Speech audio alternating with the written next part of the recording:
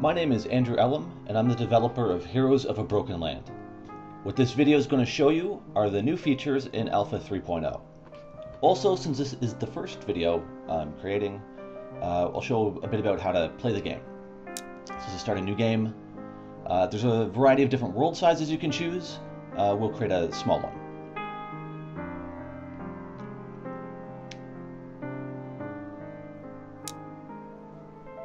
So right off the start, sort of a standard RPG overworld, and you can see the default party you're given, with a fighter, priest, rogue, and a mage. And in the center of the screen you see your hometown. And this is where you'll be able to,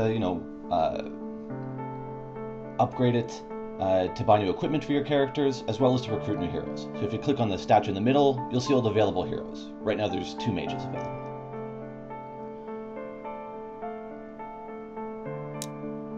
And we'll build an armor smith so we can upgrade our heroes a little bit.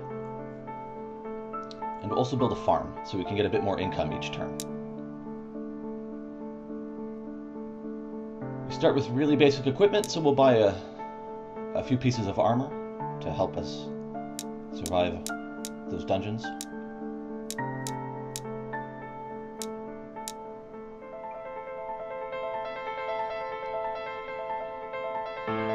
Don't forget to equip everything you buy.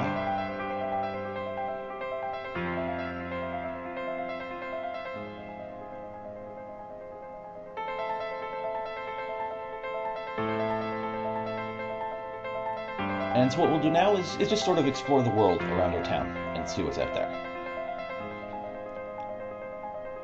So there's a few caves and dungeons nearby, and it's always important to check out the danger level.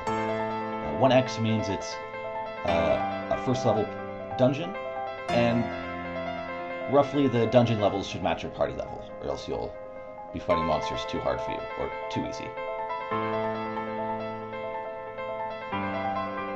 So we can see some treasure chests sitting around on the world. Pick those up.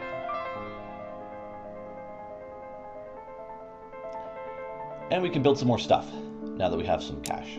So put in a weaponsmith, and also build a mage guild.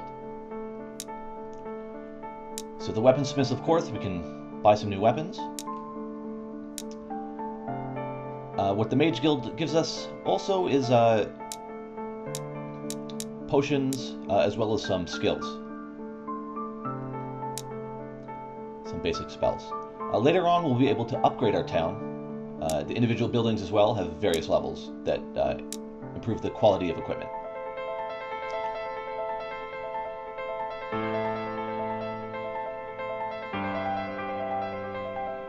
And let's continue exploring.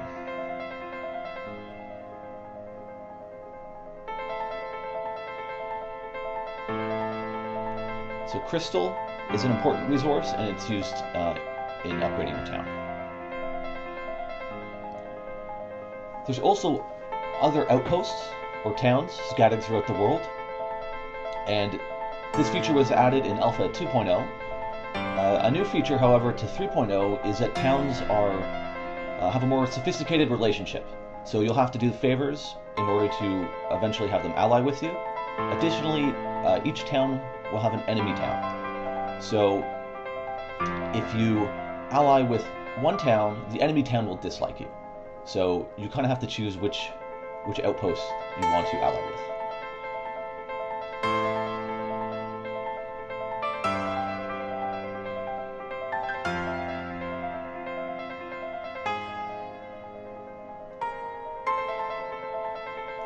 Keep exploring and get some nearby treasure.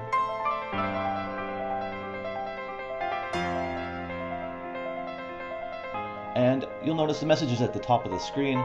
Every few turns, the heroes you can recruit will refresh. Also, if you have a mage guild, it will produce magic weapons and magic armor every couple turns. So we'll find the upgraded items, buy those. And we'll also upgrade our weaponsmith. So now we have access to stronger weapons. It's always a good idea to keep your party equipped with the best items.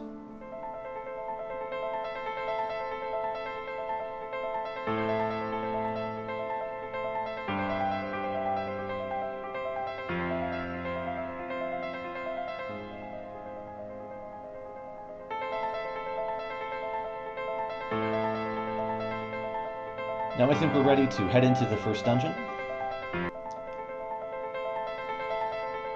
So you can see now we're in a standard first-person dungeon crawl adventure now, where we have to explore this dungeon, defeat all the creatures. So just a single rat, we should be able to take them out pretty quick.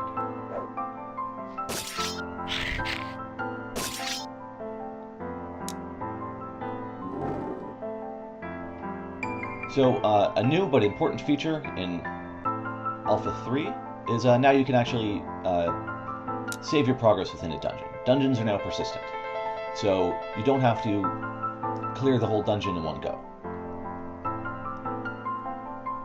Makes it a bit easier to handle the higher level dungeons. What it also gives you, of course, is the ability to save and continue from the middle of a dungeon, which of course is really just a basic feature, but finally got around to implementing it. Check our auto map and see where we're going.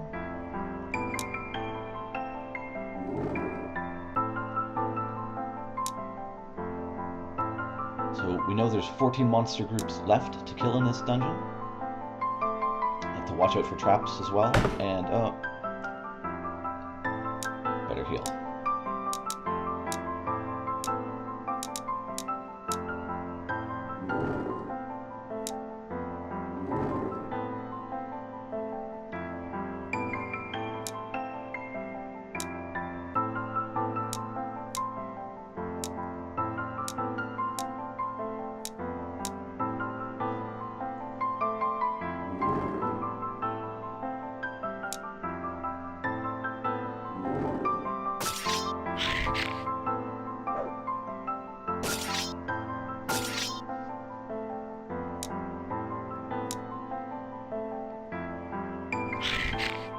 Now we can see a more interesting battle, and it's a good time to point out one of the features of Heroes of Broken Lands combat. There's some tactical strategy to your party order. The heroes on the right side of the screen will attack the monsters on the right side of the screen. The heroes on the left side will attack monsters on the left side. And then you have to go row by row. So first you'll, by default, attack the front row monsters on your side, and then move on to the back row. This means that you have to be careful about your party order. If you put all of your melee characters, all your fighters on the left side of your party, and the magic users on the right side, you'll have some difficulty. So you have to balance the distribution, the setup of your party. And we'll use some of our skills to kill these rats faster.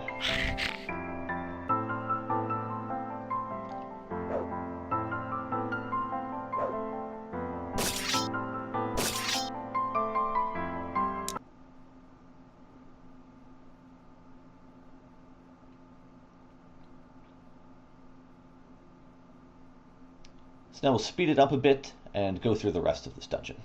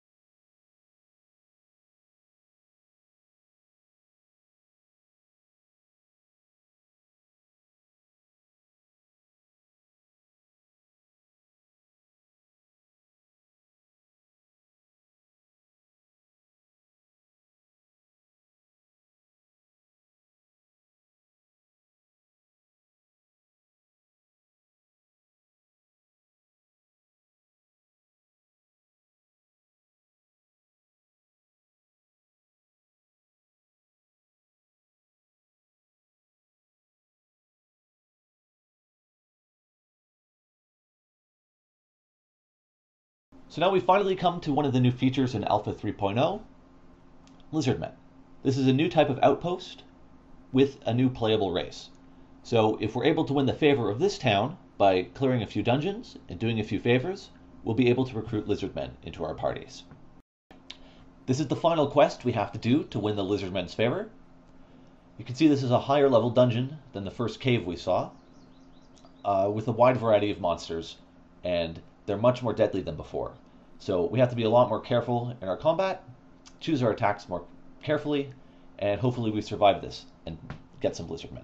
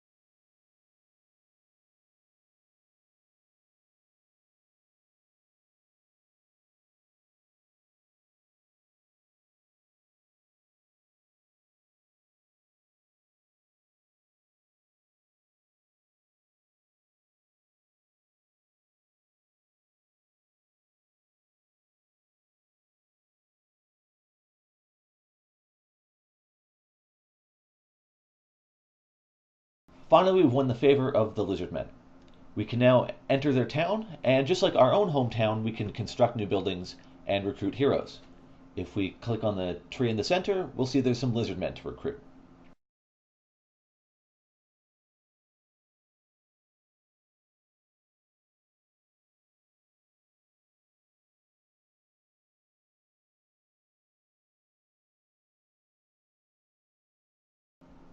And now we can check out our Lizardman. He's similar to a fighter, a bit tougher, a bit stronger, but less hit points. However, he has the special ability to regenerate his health during battle and exploration. That's it for Alpha 3.0, but there's still a lot of features coming for Heroes of a Broken Land.